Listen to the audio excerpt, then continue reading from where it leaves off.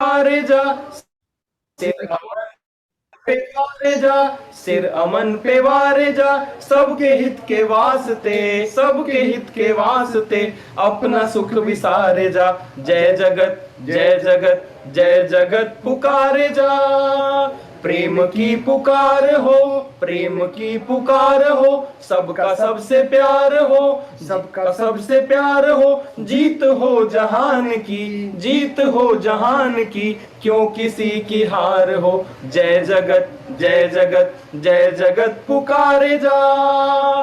न्याय का विधान हो, न्याय का विधान हो, सबका हक समान हो, सबका हक समान हो। सबकी अपनी हो जमीन, सबकी अपनी हो जमीन, सबका आसमान हो। जय जगत जय जगत जय जगत पुकारे जा। रंग भेद छोड़ दो, रंग भेद छोड़ दो, जात पात तोड़ दो, जात पात तोड़ दो। मानवों की आपसी अखंड प्रीत जोड़ दो, मानवों की आपसी अखंड प्रीत जोड़ दो। जय जगत जय जगत जय जगत पुकारे जा। शांति की हवा चले, शांति की हवा चले, जग कहे भले भले, जग कहे भले भले।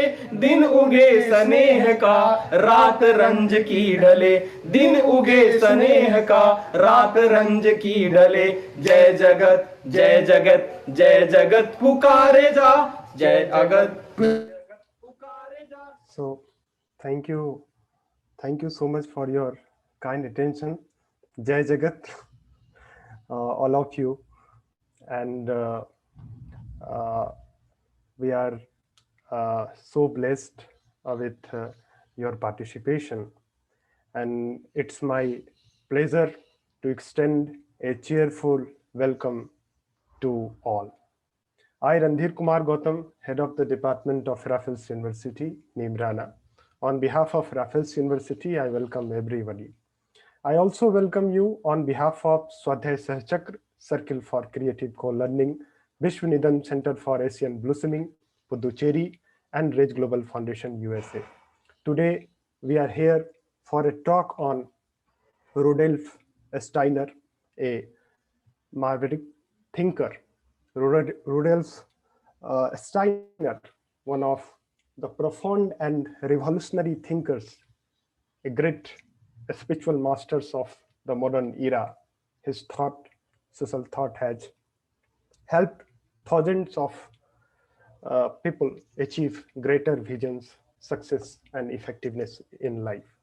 It is an honor and privilege to have available with us our distinguished speaker, Dr. Karl-Julius Reubke, a writer, prolific writer, independent scholar from Germany. Your presence makes us very happy, sir.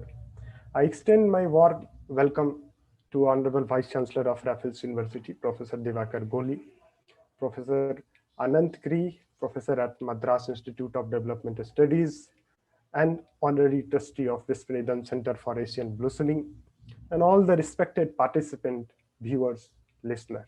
Thank you so much for joining us in this afternoon. Uh, let me give a brief introduction to our honorable speaker. Dr. Julius was born just before the outbreak of World War II, belonging to the generation of Karen Kinder. His childhood and primary education was not straightforward and made him a convinced pacifist. Out of two main objects of interest, natural science and epistemology or languages, he chose the first for a profession, cultivating the second all through his career as a rich chemist. Since 1975, India has become one of his main theme of interest.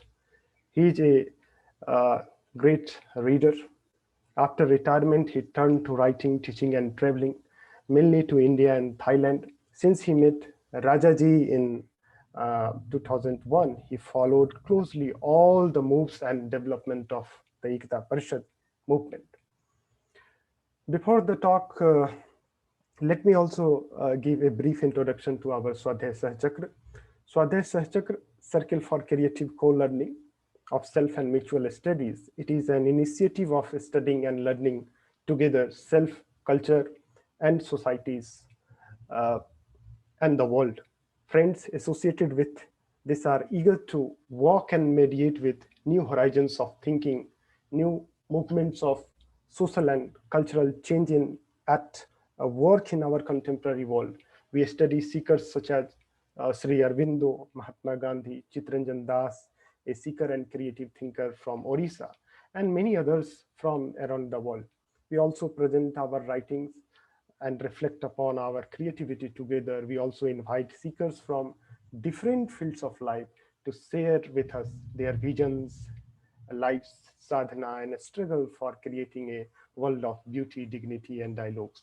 We meet every Sunday and sometimes on Wednesday.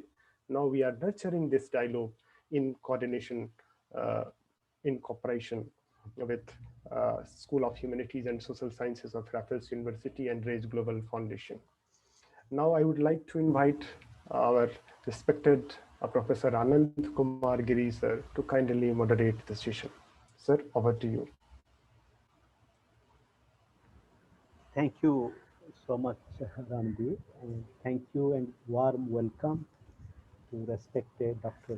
Karl-Julius Reubke, Dr. Sujana Reubke, and Prof. respected Angelika Mandekar, Anand Mandekar, and Bete, and all friends co-present, Minati, Sandhya, and all friends co-present. So it is a joy to be together this afternoon and to have this opportunity to be enriched by the presence of Dr. Reubke, who was with us during the presence and presentation of Rajaji. And as we can appreciate this song Jai Jagat, now Julius has written a deeply moving work on India Ekta Parishad and the globalization of solidarity. And this book really brings together uh, Dr. Reubke's lifelong and early interest with Rudolf Steiner, and how anthroposophy is also a very important movement of transformation, both social change and spiritual transformation.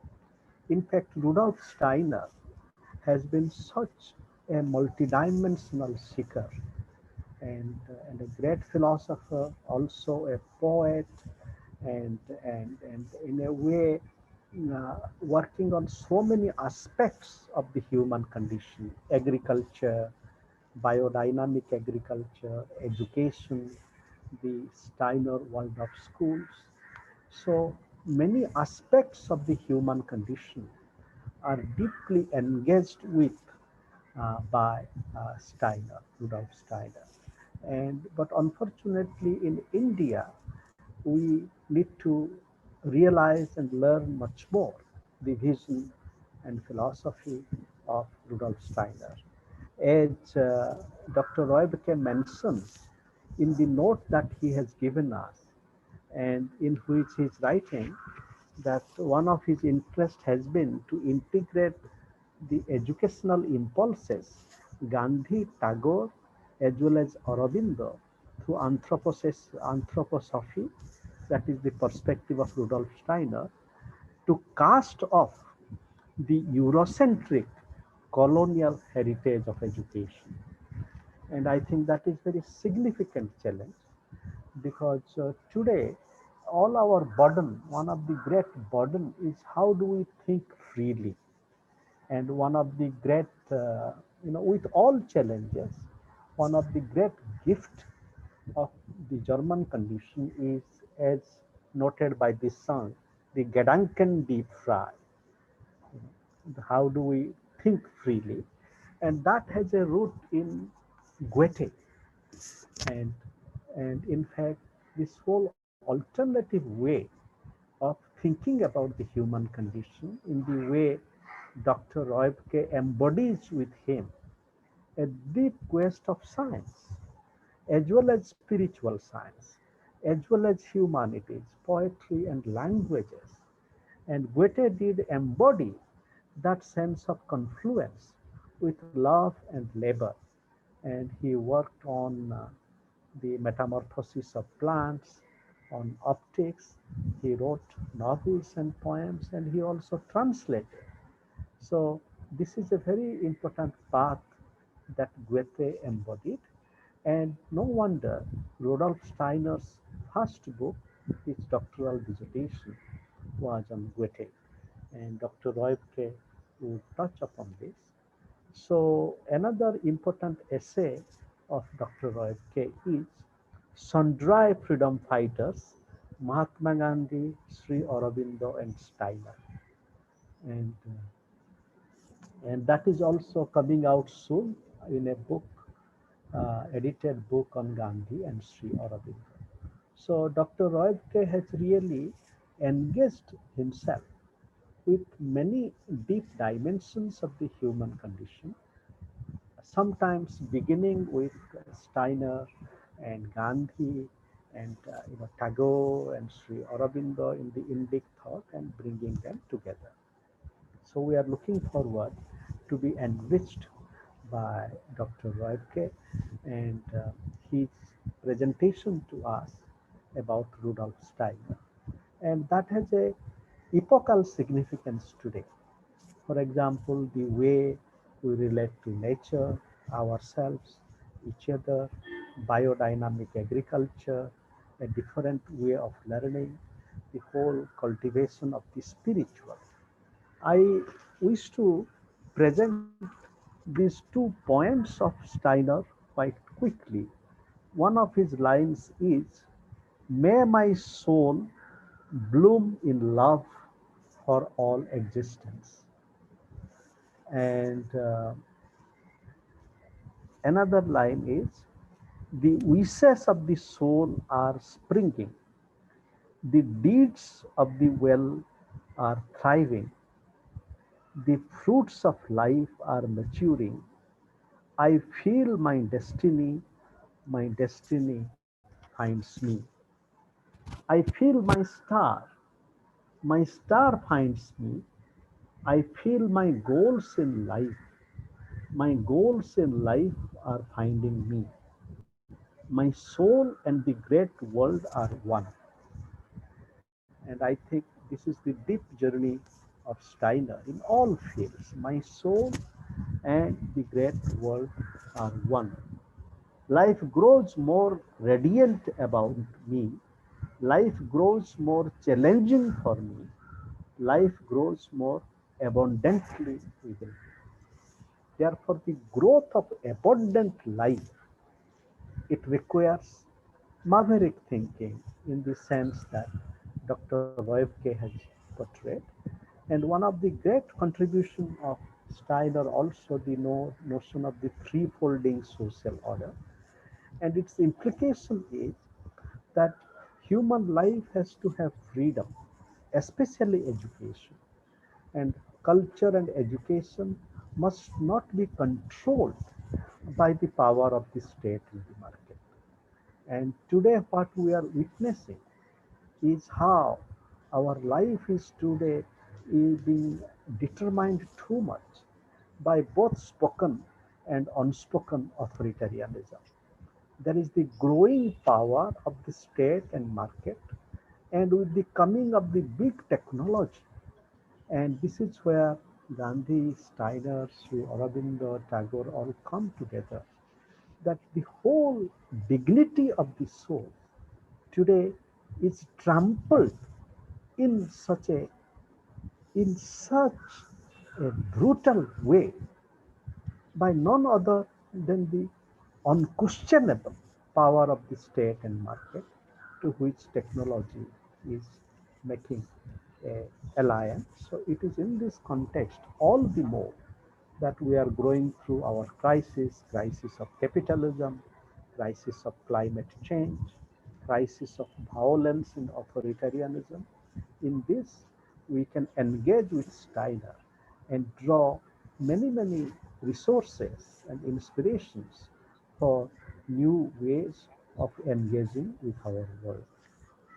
So A warm welcome to Dr. Reubke, and we look forward to being enriched by you. Yeah, thank you, dear Ananta and dear Randhir, for inviting me to introduce some of the ideas I caught up from Rudolf Steiner as great inspiration of my comparative long life and work. Today, I'm not going to talk about Rajgopal because when I start off mentioning him, I will go on and not come back to Steiner. But so, excuse me, I will concentrate on Steiner today. The honor to be invited into such a round of scholars is all the greater for me because professionally, I am a chemist who spent all his active life analyzing and investigating and helping to develop compounds, making our daily life easier, more comfortable, more enjoyable, and to avoid that such compounds harm others or the environment. Since I have no experience of talking to such an erudite circle of scholars in humanities, as well as spiritual poets as the Ananta, I must apologize to use terms maybe not in the usual scientifically well-defined meaning, and therefore I ask you for your kind understanding. Steiner today is, like Ananta said, mostly known for his educational, medical, agricultural impulses, and they are very much alive also in India, in the Waldorf schools, the biodynamic farms, anthroposophical and curative medicine. I was lucky to attend a Waldorf school for some 7 years and to grow up in a family in which all of us 4 siblings got deeply involved with anthroposophy, like our parents already had been. By one of the funny tricks of chance or some higher plan, I'm talking to you today not from Cologne, where I usually live, but in view of the old school building of Schloss Harborn, which I attended in the early 50s of last century. So my elder sister, living in Chennai, hello, was seminal for the development of the first strong Waldorf school in Hyderabad. She not only introduced anthroposophy and the Waldorf school movement to the founders of the Shloka school, but helped by networking in her calm, almost imperceptible manner. Through her, I know the Shloka school from before its foundation in the mid-90s. My dear wife, Susanna, an anthroposophical doctor, is also involved with the Shloka school from its early phase on with seminars for teachers and parents. The creation of a truly Indian school based on a new spiritual understanding of the development of the human individual as well as the entire humanity fascinated me. I realized that it was possible to integrate the innovative educational impulses of Gandhi, Tagore, as well as Aurobindo through anthroposophy and to cast off the Eurocentric colonial heritage of most mainstream institutions.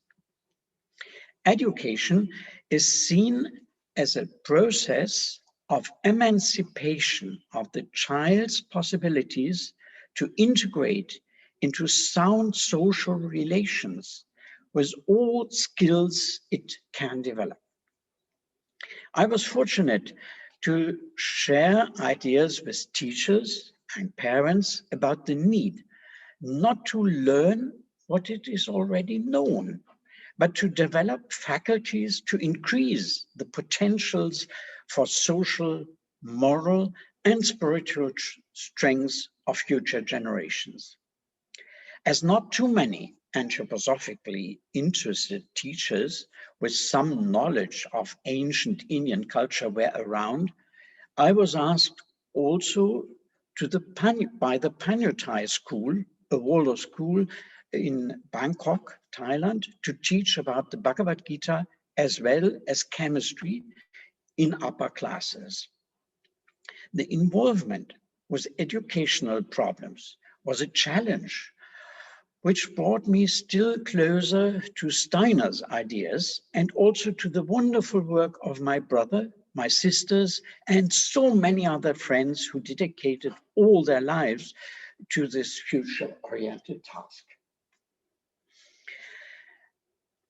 The great initiate thinker behind the practical approaches to a healthy, socially organized culture and his spiritual science called anthroposophy is much less present in the modern debate.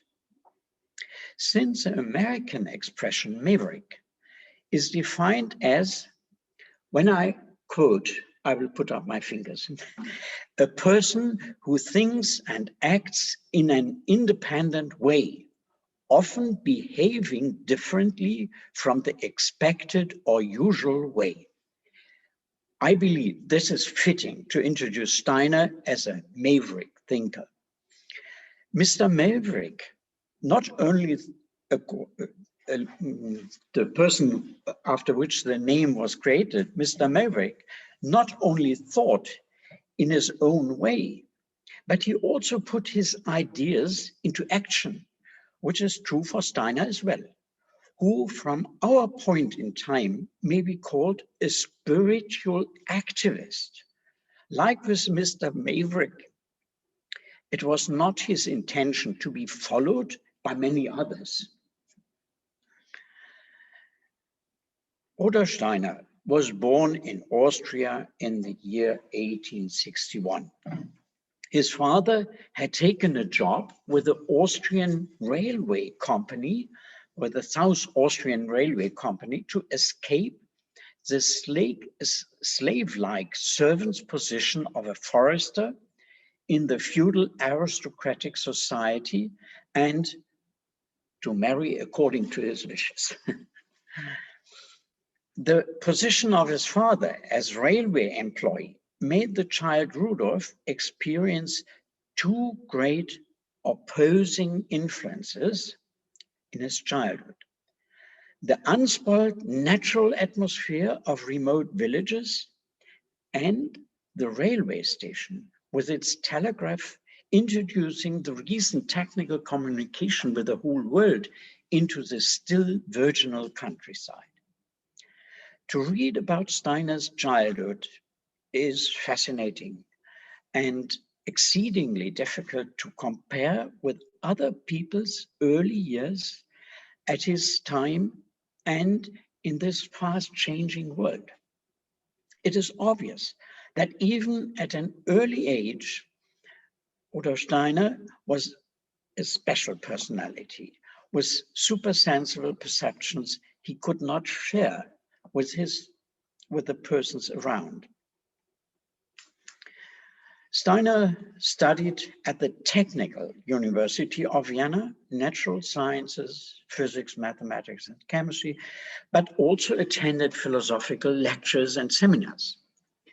His first public achievement was the editing of Goethe's scientific writings, a huge body of research of a very modern kind. This job brought him from Vienna to Weimar.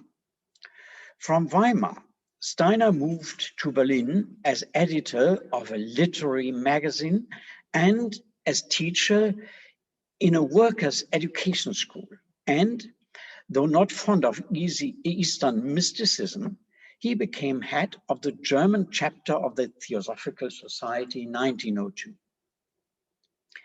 After World War I, First World War, Steiner tried to motivate not only his large group of followers, but also the general public to reshape society after the humanitarian catastrophe in a clearly organized socio-economic, political, and cultural way. In a tremendous effort, which naturally increased the already massive conservative opposition, he laid the foundation of a new organically structured Swadhyaya, or Commonwealth way of life. His concept of threefolding, as it is called today by our friend, the great Philippine activist Nicanor Palas, is a further development of the impulse of the French Revolution. Liberty or freedom applies to education and all spiritual activity. Equality to the sphere of law and the administration. And fraternity, a familiar relation, should govern economy. Preparing today's introduction about Steiner's impulses, I suddenly remembered a famous American poem, Mending Wall by Robert Frost, about something that doesn't love a wall. The farmer on the one side. Julius, I request some of our friends, they need a little help with translation. So Yes. I request a few minutes to translate it into Odia. Yes, may I just finish two other parts and then I give you a sign to translate, to sum up, because it's three parts. Yes, please. Then we make it like this. It's easier. And you have the my notes. So in this poem, the farmer of the one side states that some boundaries are clearly required since, now this is a quote, good fences make good neighbors. Walls should be kept in order and should not be haphazardly demolished by natural events like the floods in Germany just now, or by roots. Not only good walls, but also doors and the keys for these doors to pass from one plane to the other are required. Meditating on such poetical image may help understand much of the nature and need for harmonic coexistence of spheres with their respective laws as described by Steiner and especially Sri Aurobindo as well. In 1921, exactly 100 years back, at the apex of Steiner's attempt to initiate a new practical approach to solve the problems that led to the Great War and to avoid continuing the old retro-oriented path to the next geopolitical catastrophe, he detailed the roots and fruits as of anthroposophy as contribution to the most urgent needs of our time during a public conference in Stuttgart. Steiner presented a complete overview of the development of his ideas and writings before and after he started inaugurating, first in the framework of the Theosophical Society and from 1912 onward, independently in the Anthroposophical Society, the spiritual science. These 8 lectures from 1921 are especially suited to understand the path towards the nature and the application of the scientifically developed ideas. In the internet, summaries of the first 4 and full translation of the last 4 lectures are available, and I use them here as guidelines. So please. Thank you, vielen Dank. So, dear friends, some of our friends from Odisha is in all Sunday dialogue. So it is helpful to translate this a bit. So I request your generosity as I translate.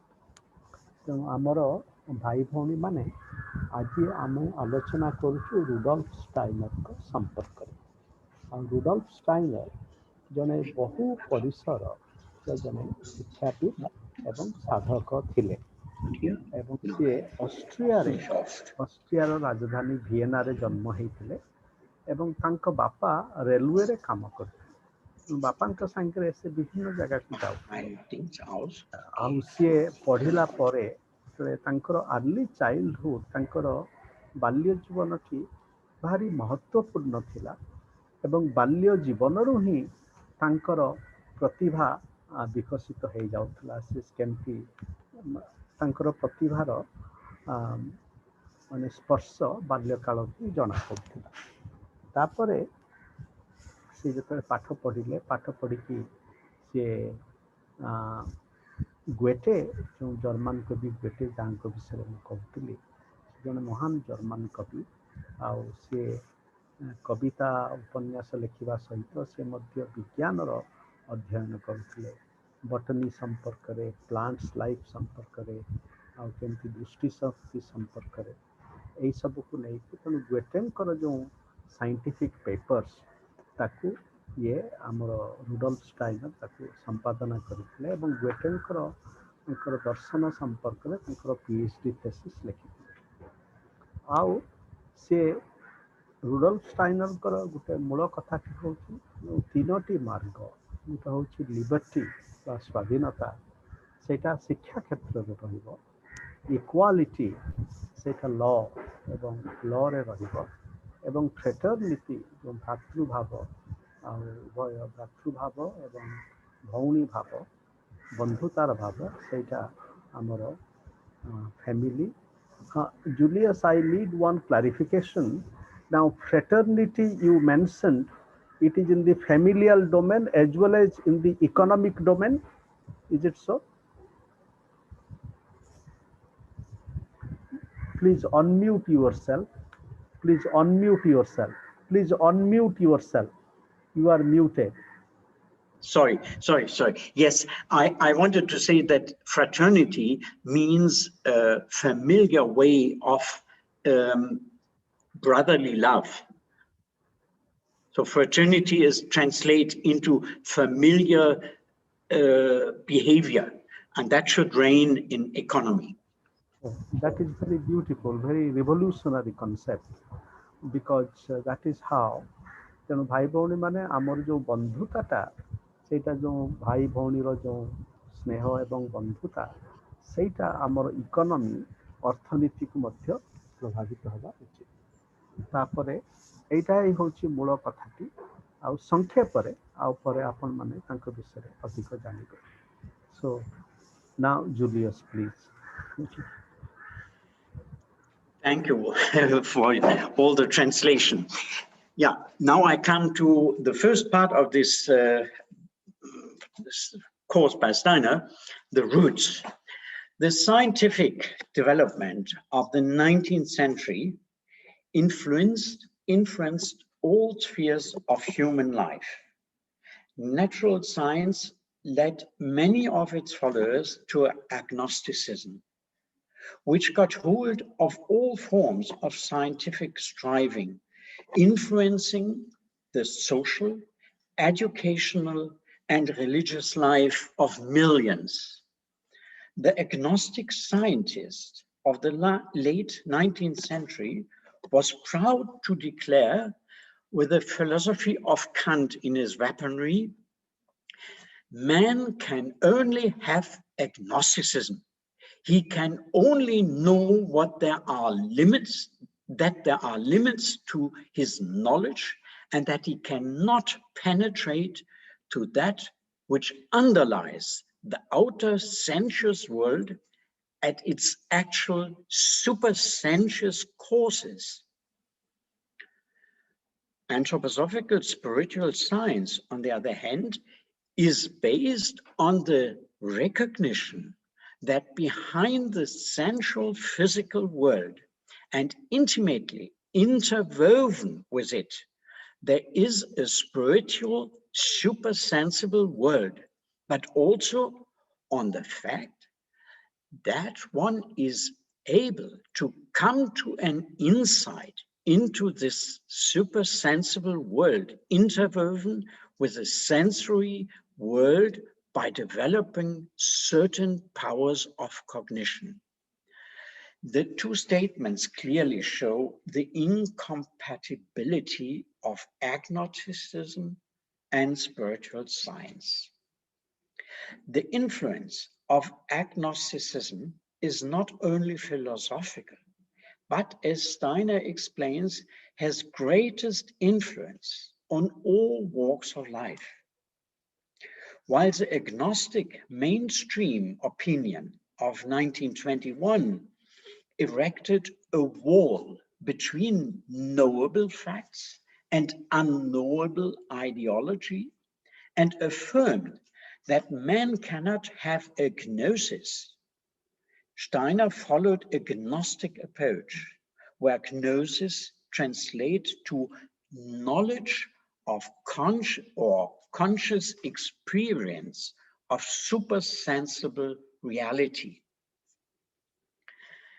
The problem with agnosticism, as Steiner points out here, can be understood meditating on Sloka 10 of the Gita's first chapter, where the two words aparyaptam, paryaptam are used, which have, to the great astonishment of Gandhiji, two contradicting meanings: unlimited, insufficient, and the other word, limited, sufficient.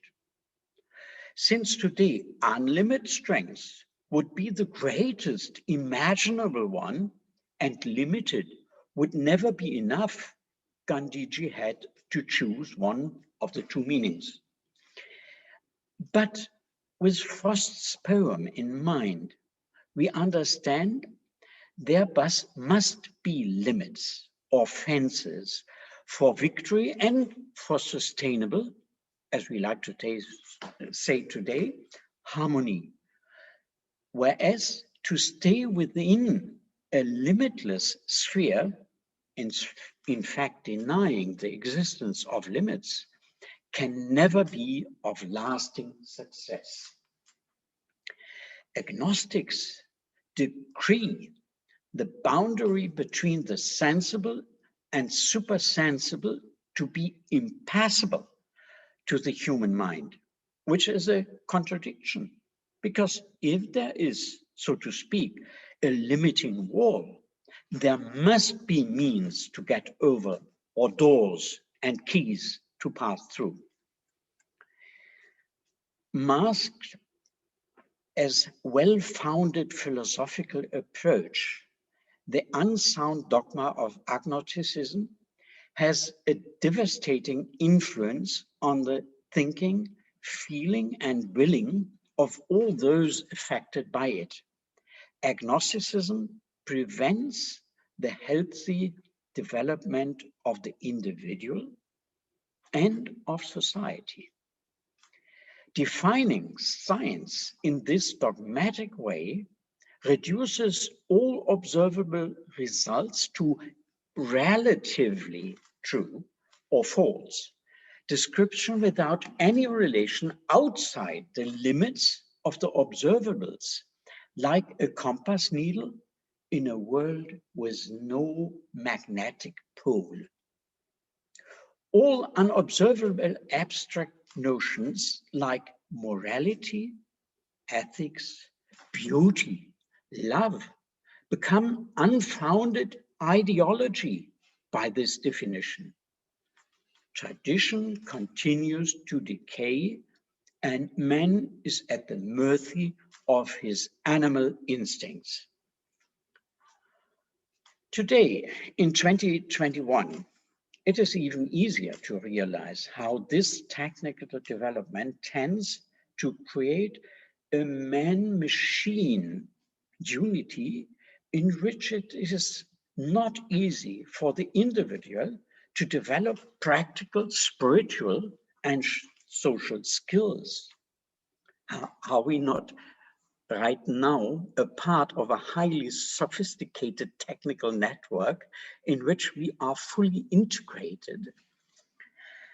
The sleepy disinterest created and fostered by an agnostic educational system for all new, different, and future-oriented ideas is a sad side effect of this development, which makes it difficult for spiritual science to take roots.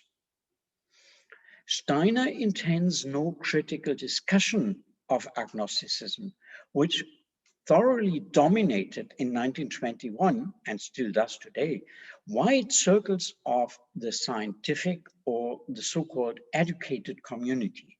Instead, he opposes it with anthroposophy, its roots of knowledge and its fruits of life. Studying and editing Goethe's scientific writings and trying to understand the underlying epistemology in the 1880s, when it was fashionable for all great scientists to confess their agnosticism, Steiner wrote, "We have a science which corresponds to no one's seeking, and a scientific craving that nobody satisfies." Goethe's kind of scientific observing plants and the discovery of the law of metamorphosis of forms from the root to blossoms led him to the concrete vision of the Urpflanze, the primal plant. From Italy, he wrote in a letter, and I like to quote that here, "After what I have seen here in Italy, in terms of plants and fish, I would like to start a journey to India, not to discover something new, but to look at what I have discovered my way." Unfortunately, Goethe never came to India, and his scientific papers, edited by Steiner, available for more than 150 years now, have been almost forgotten. Interestingly, Indian scientists, especially Jit Singh Oberoi in 1999, realized the innovative approach and pointed at the other mind of Europe, Goethe as scientist. It was a book published by Oxford University Press. Steiner observes, "And so it was precisely in the study of Goethe that the great question arose about the nature and ways of human cognition in general. And here lies historically, at least for me, that is Steiner, one of the roots of anthroposophy. This strong and most important epistemologically root of spiritual science is often not recognized." Continuing this rational approach, Steiner moved on to the question of truth and knowledge and the relation between the two, which became his doctoral thesis. This book is a prelude to Steiner's philosophical main work, which was published in 1894 as Philosophy of Freedom, and which he quoted and commented as a seminal text throughout his life. Steiner was the first to approach the free will problem, one of the fundamental philosophical problems, in what I would say Maverick fashion, first answering the question of erkenntnis, which translates quite unsatisfactorily into perception or cognition. In the second and modified edition of 1918, Steiner added a new preface which opens, "Everything to be discussed in this book is oriented toward two root questions of human soul life. One question is whether a possibility exists of viewing the being of man in such a way that this view proves to be a support for everything else which, through experience and science, approaches him, but which he feels cannot support itself and can be driven by doubt and critical judgment into the realm of uncertainty. The other question is man as a being who wants and wills justified in considering himself to be free? Or is this inner freedom a mere illusion that arises in him because he does not see the threads of necessity upon which his willing depends just as much as any happening in nature? In discussing the first question, whether with Kant the process of cognition would not be something really experienced, but something formally standing in the corner next to real events and real things, he arrived at the statement, "In thinking, we have grasped the world events themselves at a corner." A New English translation of Steiner's book is published under the title of Intuitive Thinking as a Spiritual Path, which more clearly describes this independent, human-centered approach to the question of the free will. The old philosophical aporia, whether man in the presence of God Almighty can decide independently, is not mentioned in Steiner's philosophy of freedom.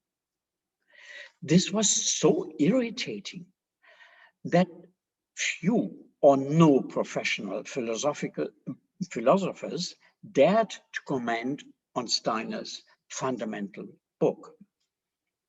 Interestingly, Herbert W. Carr, a philosopher in the school of Bergson, an independent and courageous thinker following the classical line of thinking just described, reached a result close to Steiner's in 1928, though his little book, The Free Will Problem, is unfortunately extraordinarily little known.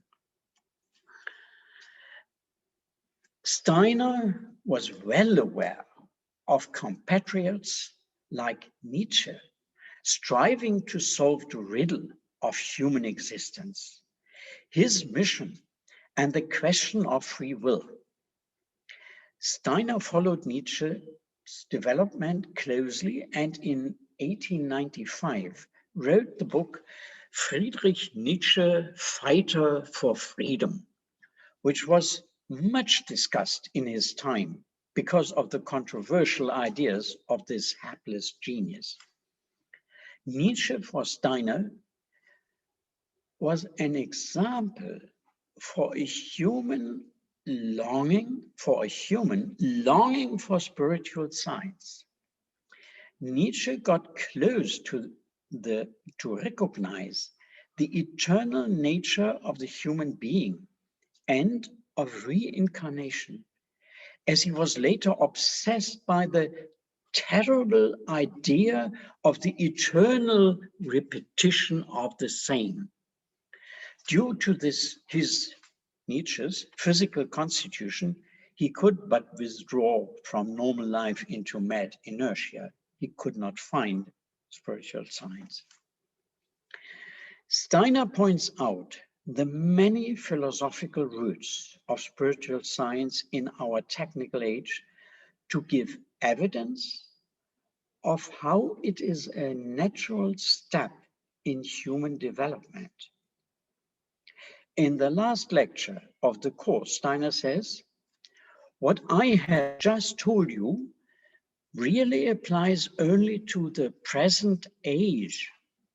This epoch in human evolution, which started in the 15th century, has advanced to scientific research as such, and in handling this type of research has also established concepts in human consciousness that can be developed and given life in the way I have indicated. This is most important to keep in mind for spiritual science. Without an understanding of the evolution of the university, mankind and human consciousness is not possible. The evolutionary theory took a special twist in the 19th century with great scientists Darwin and Lyell. To avoid theoretical and abstract discussions of the theories and findings of these great evolutionists, Steiner tells how he found the ideas reflected in Ernst Haeckel, a German follower of Darwin, continuing the research in his own way. Steiner wrote a booklet on Haeckel, who from his Darwinist point of view developed a monistic worldview.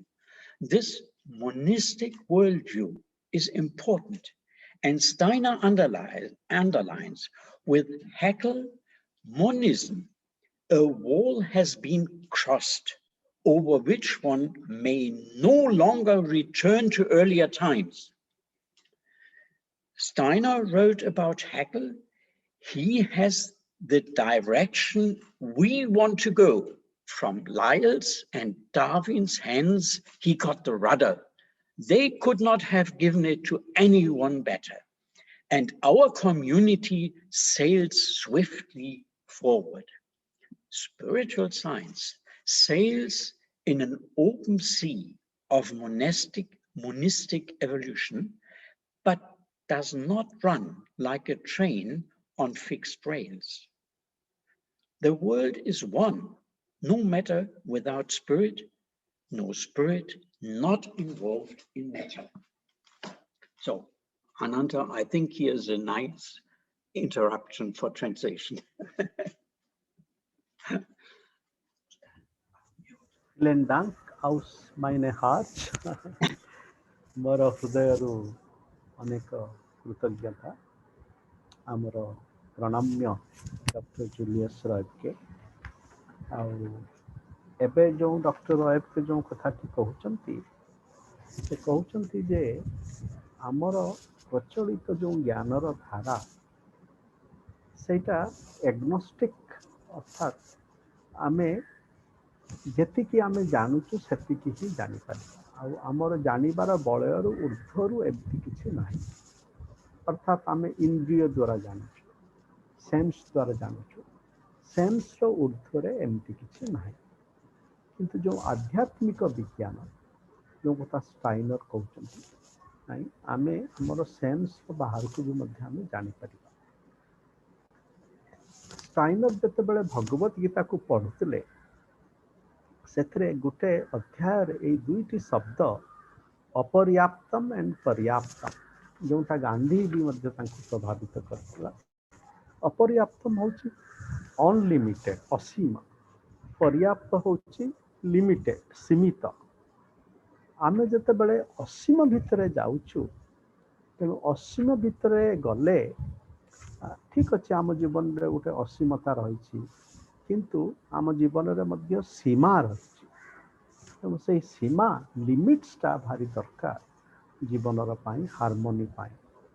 ଆଉ ସେଇଟା ଆମର sustainable harmony ପାଇଁ ଦରକାର। ତାପରେ ଯେତେବେଳେ ଷ୍ଟାଇନର ଗ୍ୱେଟେଙ୍କ ପାଖକୁ ଆସିଲେ, ଯେଉଁ ଗ୍ୱେଟେଙ୍କର ଯେଉଁ ଅଧ୍ୟୟନ, ଯେଉଁ ଗଛମାନଙ୍କୁ ନେଇ, ଦୃଷ୍ଟି ଶକ୍ତିକୁ ନେଇ, ଆଉ ସେଇଟା ଭାରି ମହତ୍ୱପୂର୍ଣ୍ଣ ଧାରାଟିଏ, ଏବଂ ଗ୍ୱେଟେଙ୍କର ବିଜ୍ଞାନ ବିଷୟରେ ଯାହା ସବୁ ଆଲୋଚନା, ସେଇଟା ପ୍ରାୟ ସାଇଣ୍ଟିଷ୍ଟ ମାନେ ତାଙ୍କୁ ଭୁଲି ଦେଇଛନ୍ତି। କିନ୍ତୁ ଆମର ଭାରତବର୍ଷର ଜଣେ ସମାଜବିତ୍, ତାଙ୍କ ନାମ ଶ୍ରୀଯୁକ୍ତ JPS ଉବୁରୟ, ଆଉ ସିଏ ମୋର ଶିକ୍ଷକ। ମୁଁ ଯେତେବେଳେ ଦିଲ୍ଲୀ ୟୁନିଭର୍ସିଟିରେ ପଢ଼ୁଥିଲି, ସିଏ ଆମର ସୋସିଓଲୋଜି ଡିପାର୍ଟମେଣ୍ଟରେ ପ୍ରଫେସର ଏବଂ ମୋର ଶିକ୍ଷକ। ସିଏ ଗ୍ୱେଟେଙ୍କର ବିଜ୍ଞାନକୁ ନେଇ 1984 ମସିହାରେ ବହିଟିଏ ଲେଖିଛନ୍ତି, the other mind of Europe, Goethe as a scientist. ସେଥିରେ ସେ ଗଭୀର ଭାବରେ ଆଲୋଚନା କରିଛନ୍ତି ଗ୍ୱେଟେଙ୍କର ଯେଉଁ ବିଜ୍ଞାନର ଯେଉଁ କାର୍ଯ୍ୟ। ସେ ଏଇଥିରେ କହୁଛନ୍ତି ଯେ ଆଧୁନିକ ବିଜ୍ଞାନ ନ୍ୟୁଟନଙ୍କ ଦ୍ୱାରା ପ୍ରଭାବିତ ହେଲା, ଏବଂ ଗ୍ୱେଟେଙ୍କର ବିଜ୍ଞାନକୁ ସେତେ ବେଶୀ ଗୁରୁତ୍ୱ ଦେଲାନି, ଏବଂ ଯଦି ଗ୍ୱେଟେଙ୍କର ବିଜ୍ଞାନକୁ ଗୁରୁତ୍ୱ ଦେଇଥାନ୍ତା, ଆମ ବିଜ୍ଞାନଟି ଅଲଗା ପ୍ରକାରର ହେଇଥାନ୍ତା। ଏହା ସହିତ ଗ୍ୱେଟେଙ୍କ ଉପରେ ଲେଖିବା ସହିତ ଆଉ ରୁଡଲ୍ଫ ଷ୍ଟାଇନର, ଫ୍ରେଡରିକ୍ ନିଚେ, ସେ ବି ସେଇ ସମୟରେ ଜଣେ ବଡ଼ ଦାର୍ଶନିକ। ଆମେ ଯେଉଁମାନେ ଶ୍ରୀ ଅରବିନ୍ଦଙ୍କ ବିଚାର ସହିତ ବାଟ ଚାଲୁଛୁ, ଯେଉଁ ସୁପରମ୍ୟାନର ଯେଉଁ କଥାଟି, ଅତି ମାନବର କଥାଟି, ନିଚେ ସୁପରମ୍ୟାନ କଥା କହିଥିଲେ। ଯଦିଓ ନିଚେଙ୍କର ସୁପରମ୍ୟାନ ଏବଂ ଶ୍ରୀ ଅରବିନ୍ଦଙ୍କ ସୁପରମ୍ୟାନ ଅଲଗା ପ୍ରକାର। ନିଚେ କ୍ଷମତା, ମଣିଷ କେମିତି କ୍ଷମତା ଦ୍ୱାରା ଆଉ ନିଜକୁ ଟ୍ରାନ୍ସେଣ୍ଡ କରିବ, କିନ୍ତୁ ଶ୍ରୀ ଅରବିନ୍ଦଙ୍କ ସୁପରମ୍ୟାନ କେବଳ କ୍ଷମତାର କଥା ନୁହେଁ, ଗୋଟେ ଚେତନା ପରିବର୍ତ୍ତନର କଥା। ତେଣୁ ଏମିତି ତା ସାଙ୍ଗରେ ବିବର୍ତ୍ତନ ସମ୍ପର୍କରେ ମଧ୍ୟ ଷ୍ଟାଇନର କେବଳ ଡାରୱିନଙ୍କର ପଥ ଅନୁସରଣ କରି ଗୋଟେ ଅଲଗା ପ୍ରକାର ପଥ ଅନୁସରଣ କରିଥିଲେ। ସୋ ଏତିକି ସଂକ୍ଷେପରେ। So vielen Dank, Julius, to continue, please.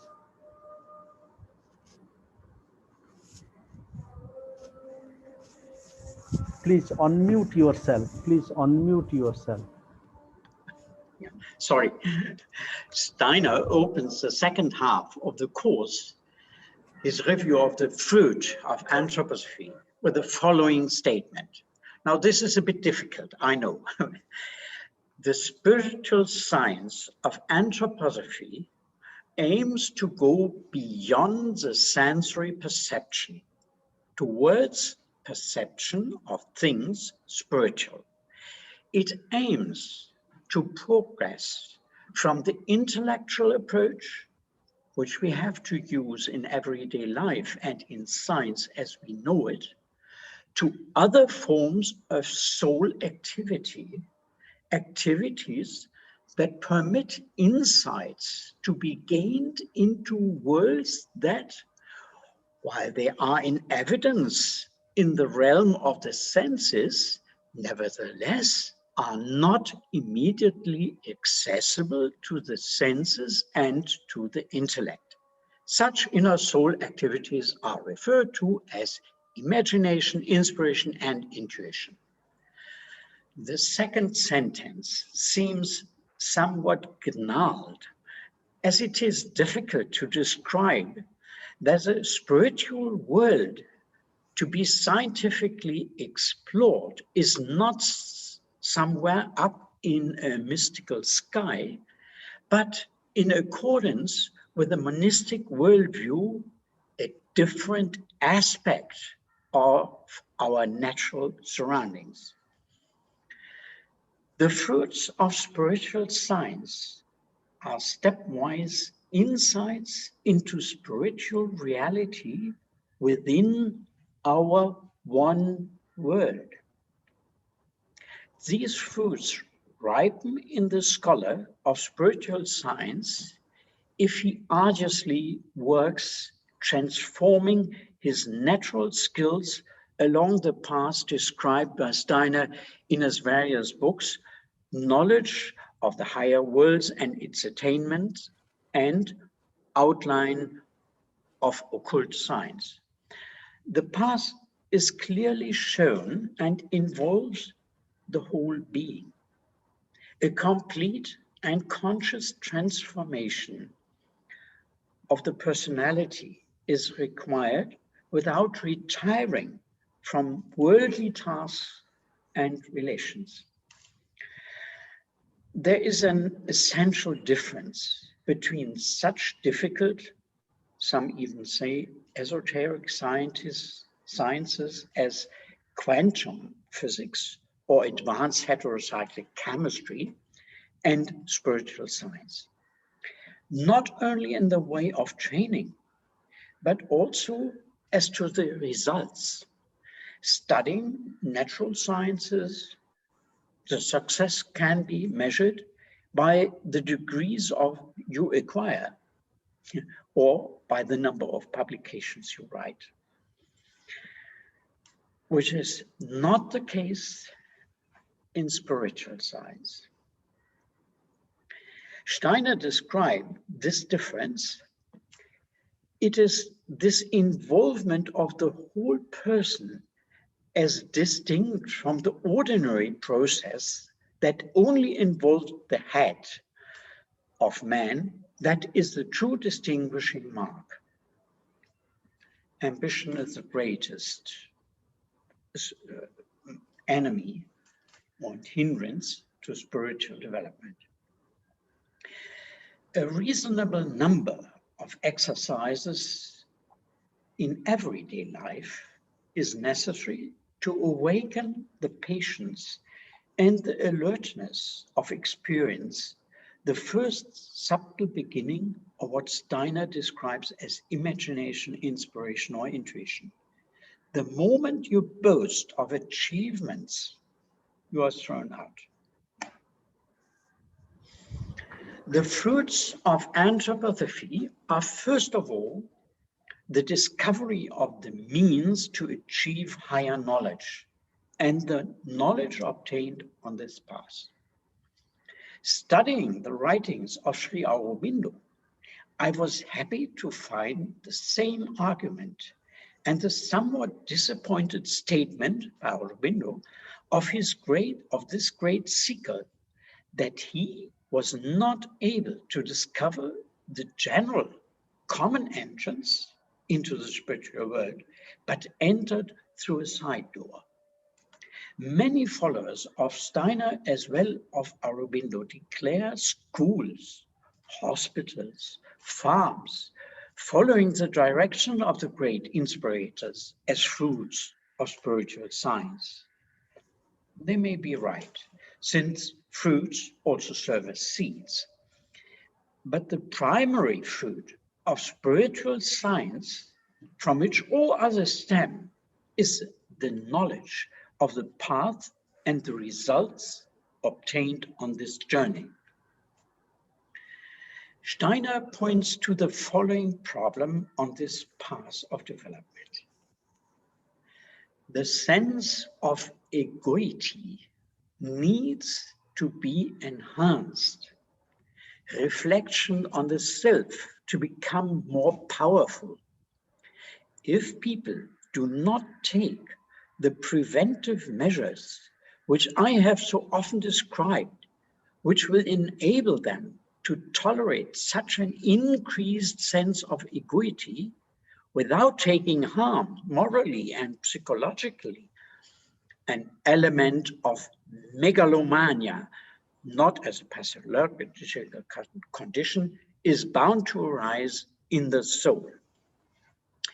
This warning explains not only why anthroposophically striving beginners on the path seem to become so intolerably arrogant. We are not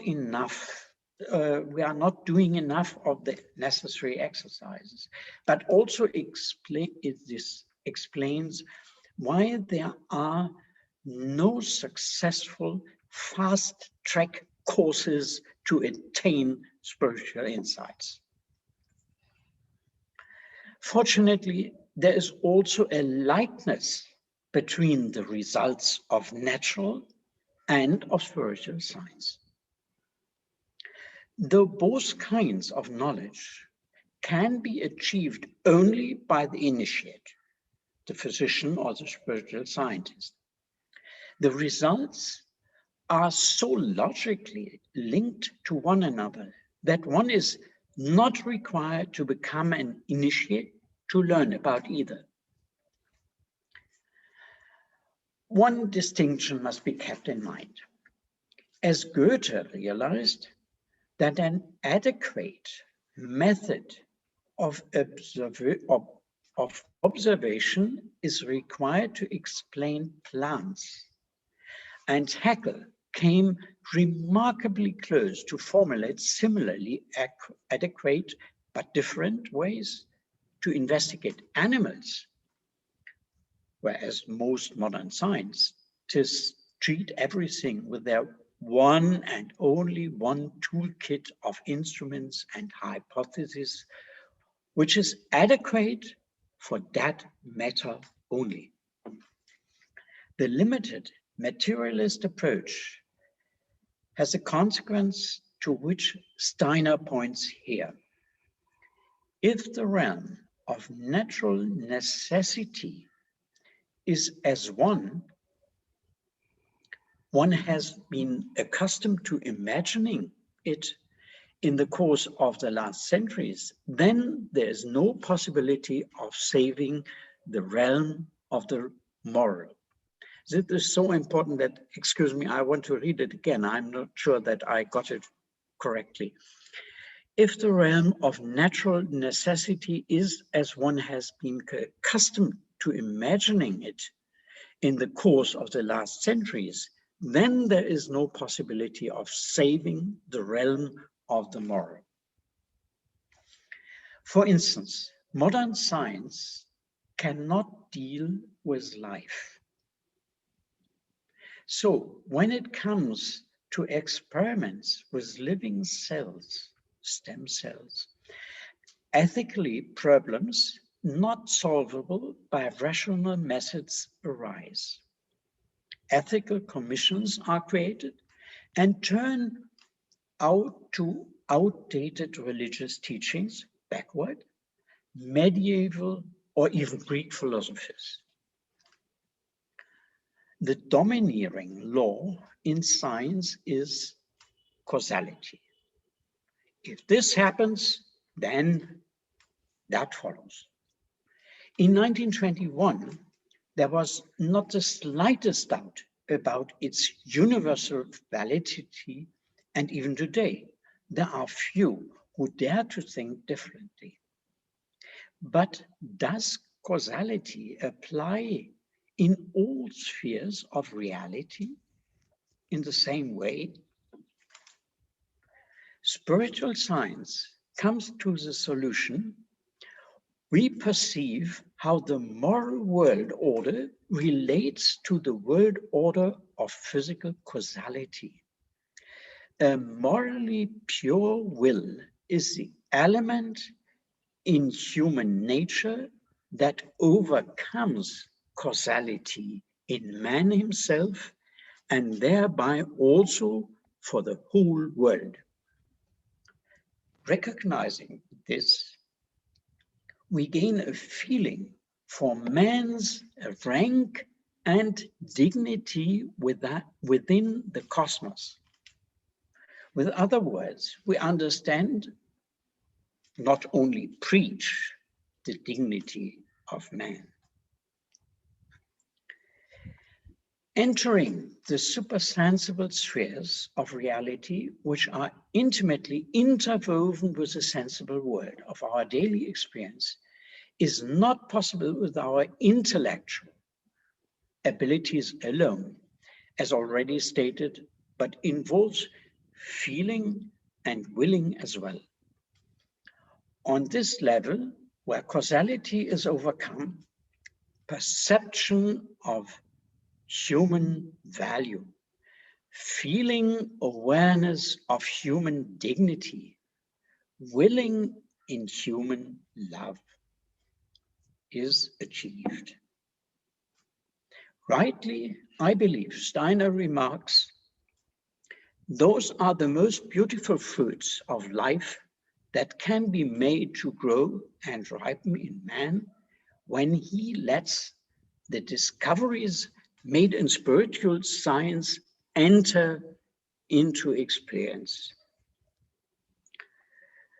Supersensible experiences are not sensational. Simply a higher enlivenment of that which one leaves unnoticed in ordinary consciousness is that which leads into the supersensible world. So this was a quote. A greater awareness and patient activity, avoiding guesses, speculations, and brainy hypotheses is required. The experience of knowledge of spiritual realities strengthens not only the individual, but also helps his integration into the community. For in 1921, Steiner said, and I have already mentioned, always to remind you, that he said this 100 years back. It sounds totally up to date. Today, we face the burning social question. 100 years back, he said that. Today, we face the burning social question. Steiner had published the book Basic Issues of the Social Question in 1919 and detailed there how economy, science, state administration, jurisdiction, and all parts of life had got entangled in a complicated and unnatural way. Since the best scientific method is not sufficient for the regulation of the complex relations and processes of social life, he pointed out direction to reorganize, reorder, and revitalize social, economic, spiritual life.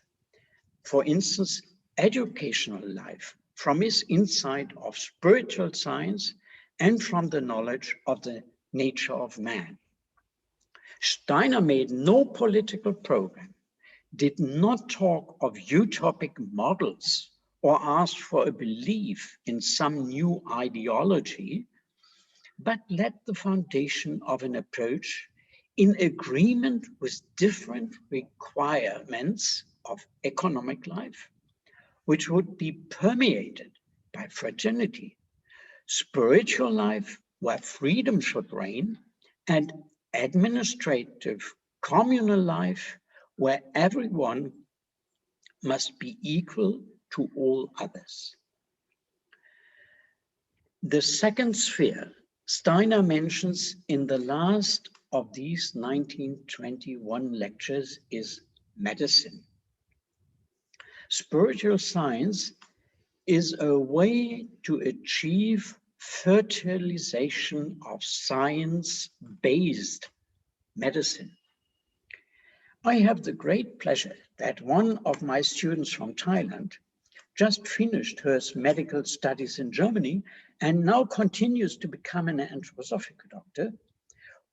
One first must become a well-trained doctor before advancing to the wider aspects of anthroposophical medicine.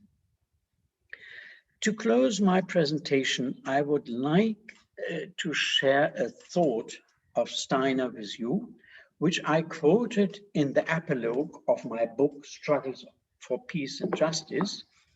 I recently got a new translation, I think a better translation, from my friend Kenya Mitrai, the Juris teacher at Panyutai School at the time I was there. A healthy social life is found only when in the mirror of each soul, the whole community finds its reflection. And when in the whole community, the virtue of each one is living.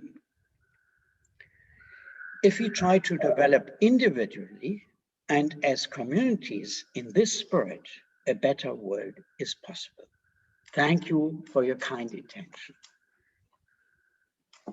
Thank you. Thank you, dear Julius. I will make a brief translation and then I will open up. এই ଶେଷ ପର୍ଯ୍ୟାୟରେ ଆମର Julius କହିଲେ ଯେଉଁ ଆମର ଯେଉଁ ଅଧ୍ୟାତ୍ମ ଜ୍ଞାନ ଯେଉଁ ଅକଲ୍ଟ ସାଇନ୍ସ ଆଉ ସ୍ପିରିଚୁଆଲ ସାଇନ୍ସ ଆଉ ସେଇଟା କେମିତି ଆମକୁ ଗୋଟେ ଅନୁଭବରେ ସାହାଯ୍ୟ କରିବ ଆଉ ସେଇ ଯାହା ବି ଆମେ ଅନୁଭବ କରୁଛୁ ଆଉ ଏଇଟା ଆମର ଇନ୍ଦ୍ରିୟର ଯେଉଁ ଉପରେ ସେଇଟା ପ୍ରକୃତରେ ଆମ ଅନୁଭୂତିକୁ ଆସିବ ଅନୁଭବକୁ ଆସିବ ଆଉ ଯେଉଁ ସୁପର ସେନ୍ସେସ୍ ଜିନିଷ ସେଇଟା କେବଳ ସୁପର ନ୍ୟାଚୁରାଲ ନୁହଁ ଯେଉଁ ଇନ୍ଦ୍ରିୟର ଯେଉଁ ଉପରେ ସେଇଟା କେବଳ ତଥାକଥିତ ଗୋଟେ ମିରାକଲ ବା ସୁପର ନ୍ୟାଚୁରାଲ ଜିନିଷ ନୁହଁ ସେଇଟା ଆମ ଅନୁଭବକୁ ଆସିବ ଆଉ ତାପରେ ଗୋଟେ ମଧ୍ୟ ତାଙ୍କର ଆମର ଯେଉଁ ମେଡିସିନ ବା ଔଷଧ ଆଉ ଚିକିତ୍ସା ବିଜ୍ଞାନ ସେଇଥିରେ ଆମେ କେମିତି ଗୋଟେ ସାଇନ୍ସ ବେସ୍ଡ ଆନ୍ଥ୍ରୋପୋସଫି ଏବଂ ଜଣେ ଆନ୍ଥ୍ରୋପୋସଫିକ୍ ଡକ୍ଟର ସିଏ ମେଡିକାଲ ଡାକ୍ତର ହିସାବରେ ଏକ୍ସପର୍ଟ ହେବ ତା ସାଙ୍ଗରେ ଆଧ୍ୟାତ୍ମିକ ମାଧ୍ୟମରେ ସେ ମନୁଷ୍ୟର ଚିକିତ୍ସା କରିବ ଆଉ ତାପରେ ସେ ଷ୍ଟାଇନରଙ୍କର ଏଇ କଥାଟି କହୁଥିଲେ ଯେ healthy social life is found only in its soul ପ୍ରତ୍ୟେକ ଆତ୍ମାର ଉପରେ ହିଁ ଗୋଟେ ସୁସ୍ଥ ଜୀବନକୁ ପ୍ରତିଷ୍ଠିତ ହେବ So, dear friends, it has been enriching being with Dr. Reubke and many insights. So, let us join him in thinking together. So, to initiate the conversation, so I invite Gyan-Luigi, please.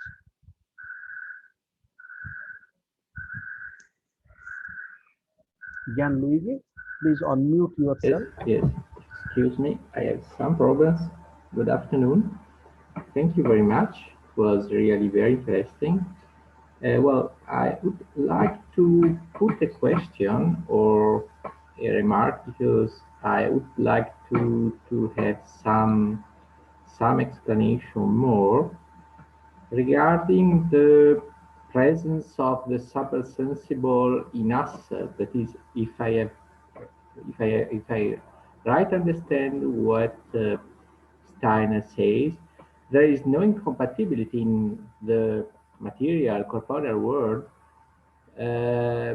Also within this dimension, for us, for the subject, for the individuals, to have a subtle-sensible experience. And here I find this point very interesting. But I would need some explanation more. That is, how does Steiner explain this process? That is, how can I have actually enjoy an experience of world which is beyond the senses and beyond the sensible experience and beyond the perception in my perception condition? It is something which goes directly into a mystical access to another dimension, or does A. Steiner think that there is a way of progressive maturation through meditation, which step after step leads the individual, leads me to the experience of another dimension, which is not to be confounded with the sense perception? But this is a point which I find this point very interesting, at least. And well, perhaps I will ask thereafter another question. That is, I can also introduce this now, but well. Yes, this point is something which was deals with rather at the end of the very interesting analysis. This I see that Steiner admits something like the presence of two-dimension contemporary. That is, he sees the presence of physical causality, and if I right understand the point here, the physical causality is a necessary causality. That is, it has an order, structured, organized through physical law, but at the same time, he recognizes the presence of a moral order of the world, and this is free from this causality. This point is very interesting. Of course, it is much debated on in philosophy throughout the whole history of philosophy. And this point, I think it is very interesting, and I would like to ask whether it is possible to give some, to elaborate on this point too. Thank you. Thank you very much again. Thank you. Thank you, Jan. Shall I? Yes, please. Thank you, Gianrudi. I remember well our discussions in Delhi. So your first question was the incompatibility of this path with our general research.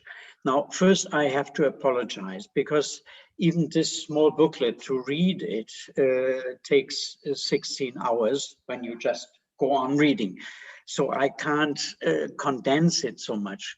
What is interesting is that Steiner, in this phase from 1921 onward, very sincerely tried not to make any advertisement for his ideas. Instead, in all his lectures, he tried exactly to show this compatibility of the path of the inner development of a person and how these spiritual results are obtained. Many of the followers of Steiner were very angry with him because he was always talking about the path, how to get there, and what is necessary, because, as he said, it involves the changing of the whole personality. And we are so used to mainly use our head and want to have an answer instead of living with a question that we always ask somebody, how is it? And we never reach the point where we achieve, it is like this. Like when we want to do something, we ask, is it allowed? Is it right? Is somebody telling me how to do it? You rarely reach the moment where you say, I have the feeling I have to do it now. That's what's required. Yeah?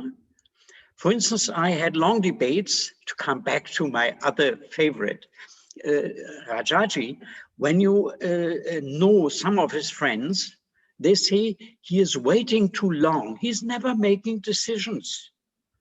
Sometimes it's difficult to suffer from that, because you have to wait until the decision is there, not coming from outside and from inside, because only then it is a moral decision. And that comes to your other question. See, Steiner is a very deep thinker.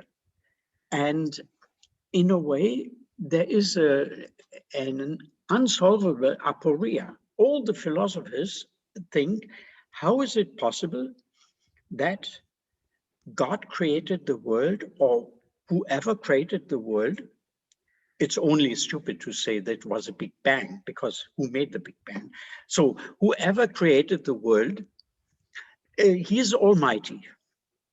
And how is it possible then we are free-willed? The free will problem. So in a way, Steiner agrees that whoever created the world was in consonance with the human being and allowed him to develop in a way to also decide morally. That's not that we are gifted with it. We are gifted only with the possibility to evolve to that. And this is very hard. If you know all these wonderful writings of Aurobindo. Aurobindo was said, I'm not a person of the word.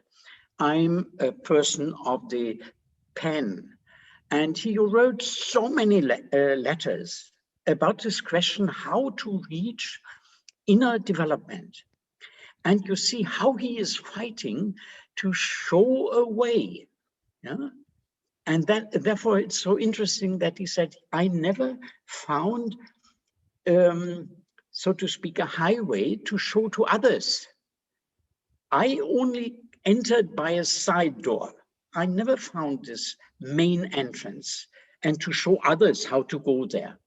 So it is really difficult, and probably it's also very difficult to reach at certain spiritual insights and telling them, because this makes you a guru, yeah? And then you start answering questions instead of helping people develop their own questions and to live with them. So I hope this was a bit of a beginning of a conversation about that. Thank you, Dr. Jan. Yes. Now, dear friends, we would be with for another half an hour, and I invite friends to share some thoughts and request Julius to kindly take note of it. And so I request these friends, Anand, then Angelika, Beta, Maru, Mira, Minati, and Susriyata. So you please share some thoughts. So Anand, please.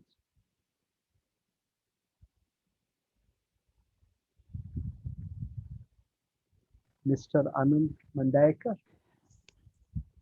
Thank you, Julius, for this most wonderful talk. Very enlightening. It's always difficult to put something into a nutshell in an hour and a half, and I think it was a big achievement to bring Steiner's thoughts in such a compact way. Thank you. And maybe Anand, you would share a few lines of your thought about Steiner and your experience with Steiner, and I think you are with the Anthroposophic Church, if you would like to, you know. Well, I found it interesting, this last question also from Gianluca. How do I find the path to the spiritual component of our reality? So we have the world of perception, and that is what dominantly is perceived as the only reality. And to find this, for me, Eastern or even Indian approach, and say there is another reality which is compatible, which also exists. I wouldn't say next to our perceptive reality, I would say within or behind this reality. So everything that I see with my eyes and hear is real. So even Maya is real. But to find what is within or beyond or behind this reality, one needs to enter a path to, I would say, broaden one's faculties. So if Kant says there's a limit to knowledge, and say, yes, there's always a limit to knowledge for myself, which I can overcome constantly if I practice. So I think what Julius said is very important, that the main aspect of anthroposophy is practice and not so much reading. Although that's the first step. That give our love to the mountains and rivers of birth, as well as the beautiful people. Thank And you. now I request Angelica, please.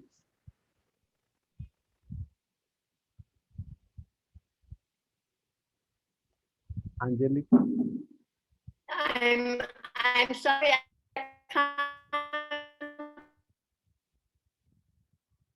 Okay, it seems there is some little network challenge, and I request Beta, please. Beta.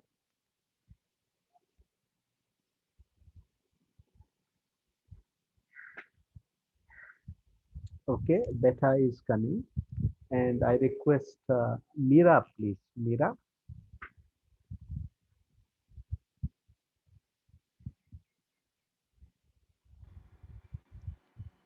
Hello, Julius, and Ananta, and GI, Janvaji. Greetings to everybody. Julius, I have a terrible, let's say,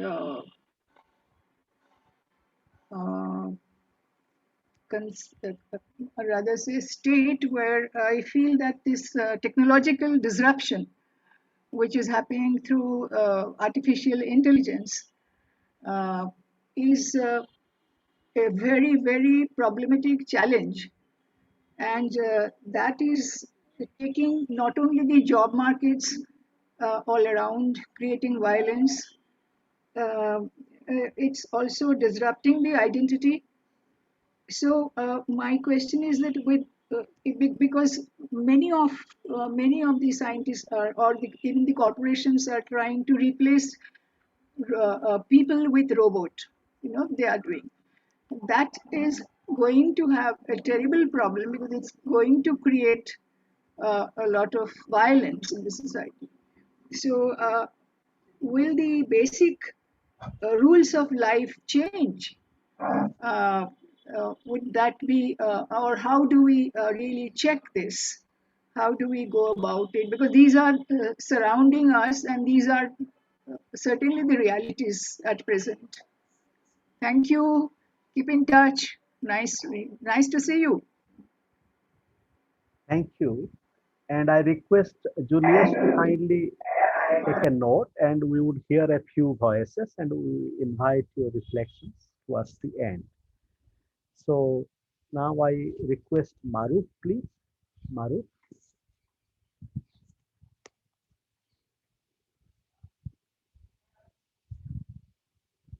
Maruf. Okay, Maruf is taking some time. So I request Susri Appa, please. Susri Appa.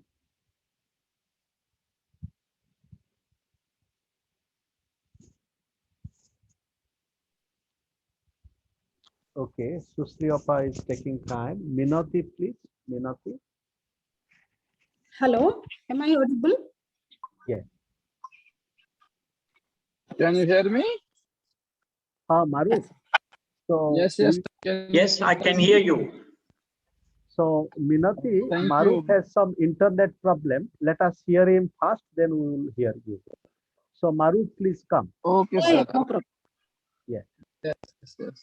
Sir, it is a pleasure to listen to the whole conversation. In fact, I was just reminded of some major political thinkers or social philosophers or who are around, or in a way, I think arguing or aspiring in the same direction. I would include Iqbal, Aurobindo, and this Steiner and Eric Voegelin and so many others in this group. So I was wondering if we have been able to study Iqbal and Steiner and Aurobindo and Steiner, or Eric Voegelin and Steiner. I was wondering that the description that applies to, for example, Iqbal or to Aurobindo, as for example, esotericists or mystic philosophers who have tried to fundamentally evolve what we call a intuition-centric or rather the intellect-centric, not reason-centric understanding of the world. That's what anthroposophy was about. It was that what he called pure thought. That pure thought is what intellect is, and that intellect has pre-conceptual or supra-conceptual, supra-rational understanding of or the direct access to the what is called that metaphysical truth. So I was wondering why we have not been able to so far in a way project or recognize these great thinkers or their alliance with our great Eastern thinkers as well. Somehow perhaps in the academia these figures do not find such a place for several reasons. I can easily understand they are hitting at certain key assumptions of the secular academia. I was wondering what the Steiner has to say, for example, about the occult and the access to the paranormal. Now, he wrote around a century ago, and afterwards we have found a great development across disciplines regarding that investigations of what he called dimension, and others have tried to gropingly, in a way, equate with the spiritual, though that is a fundamentally distinct mode. The psychic or the parapsychic and the spiritual are different things. I am not sure if Steiner had made very clear distinctions between the two spheres, and what was his take regarding the major perennialist philosophers who have been trying to argue, I think, certain theses which were so dear to Steiner. Maybe our learned speaker could further deliberate on it, or you know his Steiner better. You can elaborate these points. And the last thing I would love to say that Iqbal has not been read so far as primarily what we call who made interventions in politics, metaphysics, philosophy, poetry, and the social thought simultaneously. He tried to reconcile the Islamic tradition in a way that it would make a big intervention in the secular, modern, individualistic, and that whole framework. That's why one of his books is titled Darbukali, which means its subtitle is he has epitaphed with a quote, what he called it's war against the modern world. So this war against modernity that we find in certain points in even Steiner, and we know Aurobindo had such a great made such a deep critique of modernity by arguing for that central importance of the supramental and what he called the cosmic intuitions and all those things. So we fundamentally the modern view is that this enchanted world where we are fundamentally isolated from the whole universe or cosmos and where people are orphaned. So thus anthroposophy is what Iqbal's philosophy of selfhood try to in a way invoke, and yoga of Aurobindo is a way of trying to in a way bridge these diverse thoughts. So that was what I want to say. Because I'm in a hospital, there is some difficulty speaking to you in internet connection. Thank you so much. Okay, dear Maru.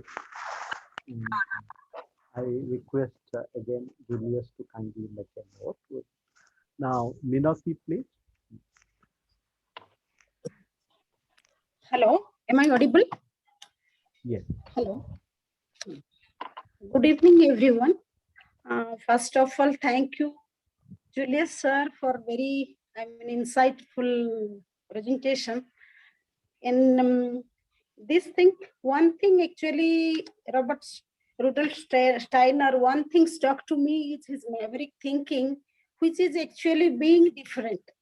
So in my view, the moment actually we stop listening to diverse opinions, we also, when we stop learning, because the truth is not lies much in being in same and monotony like that. So we usually learn from the difference. So given to these things,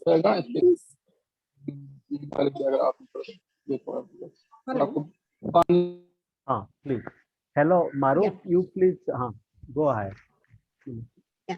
So being said that, So I want to know that that liberty to education, whether it was adopted all around the world or in India, because still now I feel in education in India we don't adopt the diversity that we always in the classes in the schools, colleges, they like to group, they like to take the same type of children, same background, same level of I should not say intelligence, same level of performance in one subject.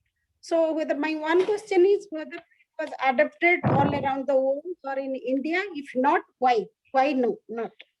And my second question is that is actually I don't have much understanding about it, but actually I want to know whether transforming the knowledge to the higher self, I mean, how it will make you understand more the occult science. So I have these two questions. So, and at the end, I can being different, I can offer a poem. So thank you. Thank you. And now I request Randhir, please. Thank you so much. Yes, Julius, sir, you want to say something? Sir, you are muted. I didn't get the second question of Minati. Minati, please repeat your question. Muted.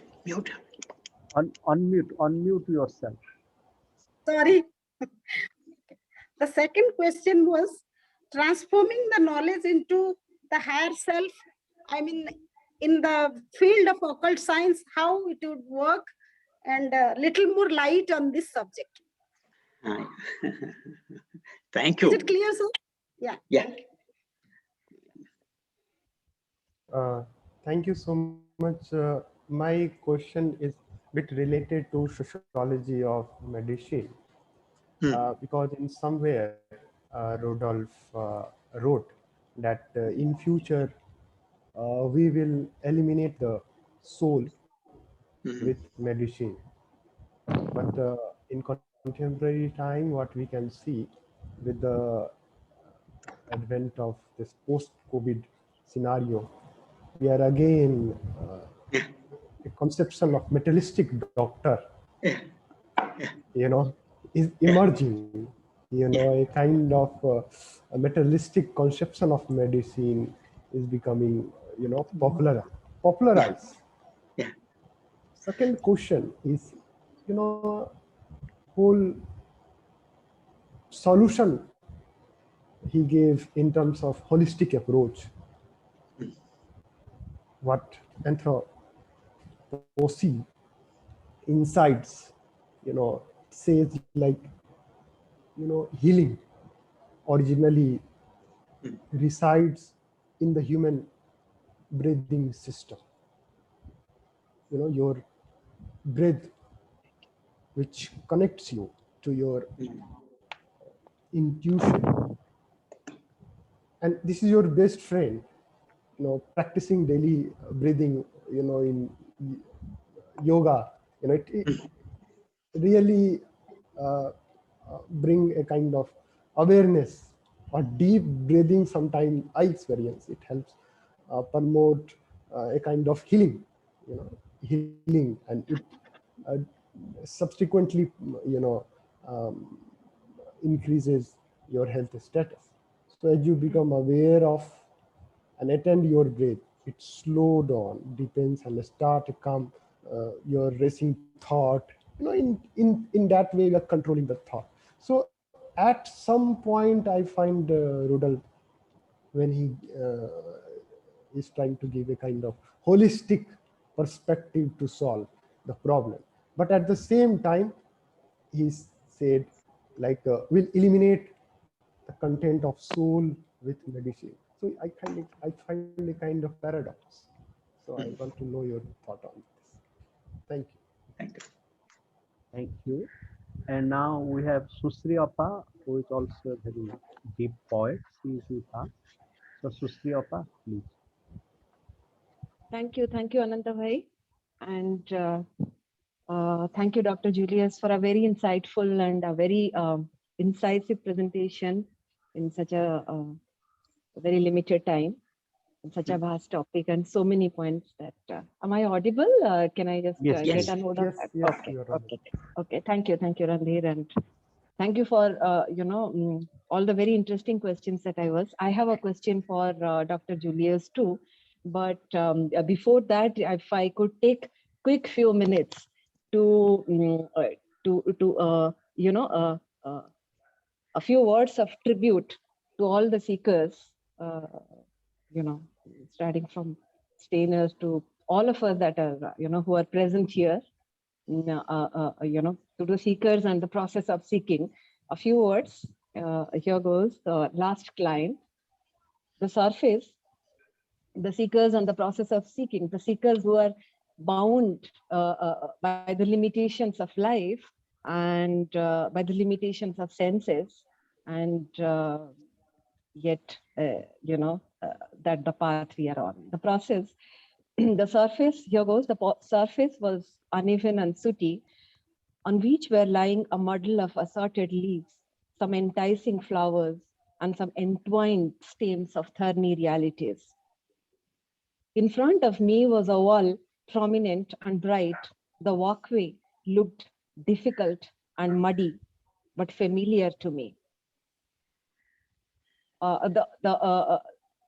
The title of the poem is The Last Climb. I think now it would make more sense. The surface was uneven and sooty, on which were lying a muddle of assorted leaves, some enticing flowers, and some entwined stems of thorny realities. In front of me was a wall, prominent and bright. The walkway looked difficult and muddy, but familiar to me, I could recognize. Many times I have walked steady into this celebrated wall of time. Many times I have rebelled, asked questions, and taxed against it. Every time it has received, nourished, and sent me back to the same circle where destiny moves on its predefined orbit. This time I saw at a distance. This time I saw at a distance a few steps, hedgy and mellow, smiling at me. I have chosen to climb. I have chosen to climb. Where it takes me is not known yet. Where it takes me is not known yet. I may reach yet another nothingness, or I may find home. So with this, I'll now move to my question, which is somehow related to this poem of mine, the limitations and the boundaries of our knowledge and knowing. In this, my questions to Dr. Julius is, in the context of limitations of our knowledge and our knowing, where does free will, where is free will placed in Steiner's theory? And is there a point of convergence there in that context between free will and surrender? So if I hope I could make my question clear. Yes. Thank you. Thank you. Now, Julius, please. Well, this is a complicated task, a great challenge to answer to all these questions at a time, because actually the seeking process is a complicated thing. It is not easy to find, first of all, the walls to define where is this limit where I have to cross to have some supersensible perception. As John Luigi said, it's so difficult, and now also Anand pointed to it. We have to broaden our perception. First, we have to learn to look at things around us in a new way, without aspiring to immediately wanting to jump the wall. First, look at things. Therefore, Steiner always points to Goethe. Look how the plant really grows. Don't say, I know because I learned it in university. Yeah? look for yourself, try to understand, what can I understand? Where is my knowledge? Not knowledge I have taken in intellectual. Where's my perception? Yeah? And then you realize, aha, in daily life, I have a lot of perceptions which usually I don't recognize. Yeah, there are very, very simple things, like when you are sitting nowadays with COVID, we are not traveling so much, but at the time we were traveling by airplane and we were sitting in some lounge back to back, faces, and you heard in the back some noise. Suddenly you realize they are talking, but it's a language I don't understand. Now, what sense is giving you the information that it is a language, that they are talking? So this is a very simple experience in general life. But if you don't have this perception, you can have. You won't advance in a healthy way into some super sensible realm. So this is something where perhaps we have to broaden our thing. I would like to answer also, or to say a word to Mira and her question about the artificial intelligence and this trouble of interference of all these big enterprises and state and whatnot, and taking away jobs and creating so much violence. And it also refers to many of the other questions of Marusha. Thank you for your kind questions. I can't talk about all you have said, but the essence is it is not possible for any one person in the world to change the world. It is only possible when we come together to change it. That is what was stated in this last quote by Steiner. Only if we come together. And for me personally, to say that is that at the end of my professional career in 2000, about that time, I was very much depressed because the world is running in a wrong way. As an analyst, I can tell you all the ways of AI, artificial intelligence, and so on, where it runs wrong. Or if you go to what Randhir said about now with COVID taking over medicine in a very, very, agnostic way, just scientific medicine, and violating actually everybody, and really also in danger of taking our soul away. In this situation, I was really depressed. And there, I must say, I met Rajgopal, and I understood a very practical way. He has not studied Steiner. He has not studied, he knows a lot, much more than I, but he has not been reading by all the books by Gandhiji and by Aurobindo and by Steiner. He knows all that inside, but he's an activist. And what we have to change is from philosophy to philurgy. We have to love action, not thinking. Thinking makes us alone. In thinking, we are free, and we have to be independent. I think like this, and there we have different truth, but we have to recognize as a compass needle needs a pole to be attracted, which is outside. All our different needles of truth have to be oriented by an objective truth, which is one. So there are different ones, but they have, in a way, to converge to one. Therefore, we have to come together. The moment we try to save the world in the old-fashioned way, that is, I am the one who tells how to go about. Yeah, whether it's Gandhiji or even Gandhiji, ne? Even Gandhiji alone, he was well aware he couldn't do it.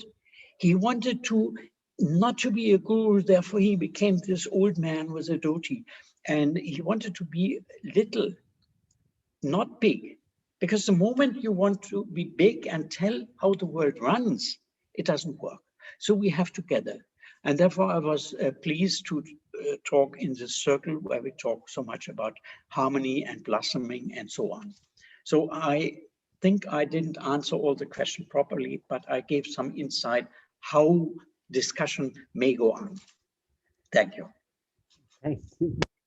Thank you. And this is a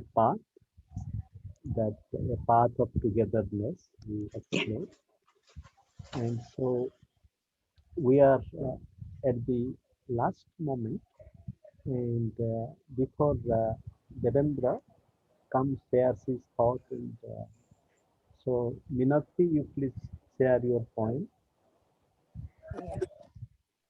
Thank you. I'm just.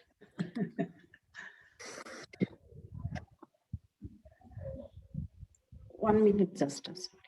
Yeah, the poem is titled like Being Different. This goes on like this. Years back, decided me not to walk the same path as many. Years back, decided me not to walk the same path as many, not to follow the same rule for life as millions do, not to abide by the norms as most would give in to the phrase, what would people say? What would people say? I may not be unique, one of a kind or irreplaceable, but treading my own path, not to follow the herd, crave a niche for myself, anticipate a roadmap, and draw a geography for myself. Never bothered about history, how that was or going to be, I felt out of place. I do not belong there. As after every trial, it seemed very wrong. So now I am comfortable. I'm comfortable in my own space. I am different in my own skin. May not be the best, but a life of choice and reflecting the glow from within. Thank you. Thank you for that attention. Thank you, Minati. Thank you. So I think the theme of the lecture, the Maverick thinker, and and offering this to Julius, being different. So thank you. And now I invite Devendra, please, Dr. Devendra Tiwari. Sir, am I? Yes, you Yes. are audible. Good evening, everybody. And before I extend my vote of thanks, I have also some observations. Am I allowed? Yes, please. To express? Okay. First Thank of you. all, Dr. Tiwari, this phrase "Am I allowed?" It's not totally relevant here. Because all the discussion has been done, so I have to proceed for vote of thanks, and in between I have to share something, so it's necessary to seek permission. Okay, so thank you, sir. When I was listening the dialogue by Dr.Karl-Julius, sir, one sentence clicked in my mind. I noted it down, and I found a relevance in literature. Sir said, while quoting Steiner, head of man is important for spiritual development. head of man is important for spiritual development. Yes, it is. And same spirit, same idea has been depicted by one veteran actor and writer of India, Girish Karnad, Mr. Girish Karnad. In one of his play, Hayabadana is a play, two-act play based on Indian mythology, and that has a connection or inspiration from Thomas Mann's transposed head. At the outset or in the background of the story, not more than 2 minutes, the story deals with the life event happened among three characters: Devadatta, Kapila, and wife of Devadatta, Padmini. Kapila and Devadatta are mutual friends. Talking about their abilities and efficiencies, Devadatta is son of a Brahmin. So by default, he is intellectually sound. He is able to defeat in conversation in all sort of learned person from all over the world. Well, the actor Kapil is son of a blacksmith. He is physically strong, and he can defeat anybody in fight, in wrestling.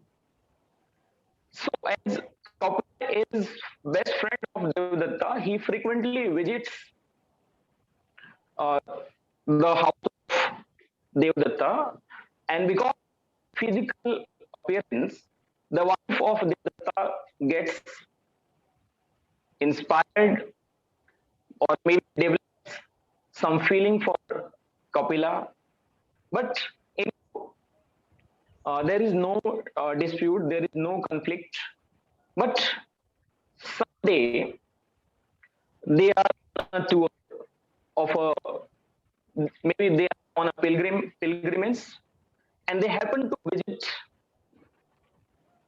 the temple of Makali, and over in that temple, actually they had a belief that Ma Kali fulfills the everybody, and now he has started having some kind of jealousy because of not being physically so attractive, and his wife is getting attracted by his friend on beauty of his friend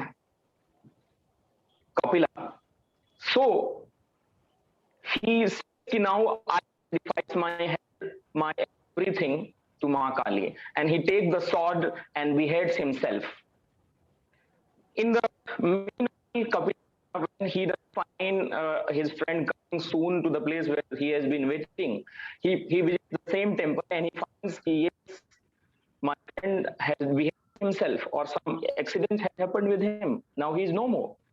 Now he says, yes, it is me who is responsible for this. He also beheads himself.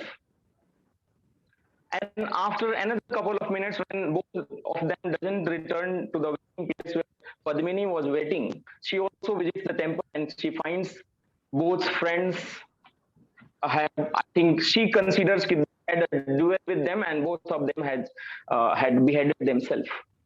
Now she says, yes, it is root of all this conflict. She also tries to kill herself. In between, Kali appears and she consoles. Okay, your wish desire will be fulfilled. Now, yes, I'm happy with you, the kind of sacrifices you all have done. Now I'm ready to bless you with whatever. She says, hello, Dr. Devendra. My family friend, sir. Dr. Devendra, the voice is breaking. So your voice is breaking, Devendra. So we cannot hear. Please shorten it a little bit. Okay. Give me 30 seconds. So anyhow, when she is by Ma Kali, she gets a boon. She will put the heads of both the dead persons, but by mistake she exchanged their body, and for the both of them get up, but now the heads have been exchanged, and as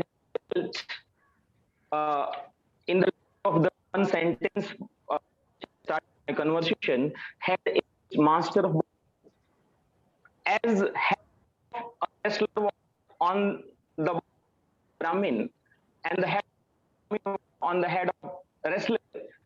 Gradually, after 6 months or maybe a year, because of thinking part, the body which was having the head of Brahmin transforms as intellectual, and the body which was having the head of a wrestler.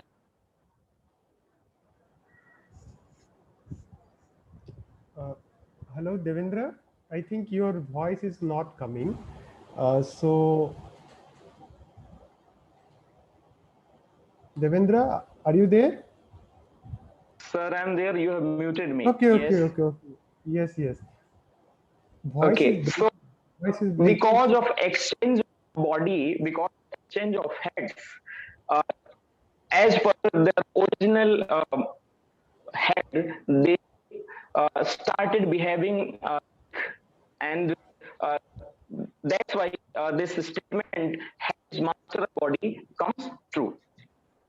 So my voice is breaking. Should I deliver my vote of thanks? Okay. Should I continue? Yes.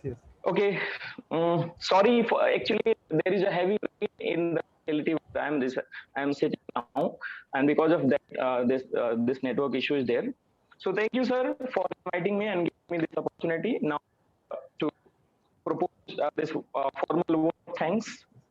Good evening, one and all, and thankful to distinguished speaker of the day, Dr.Karl-Julius, who has presented the topic in a very brilliant way, and in a very nutshell, in a very short time, sir has made us understood the topic.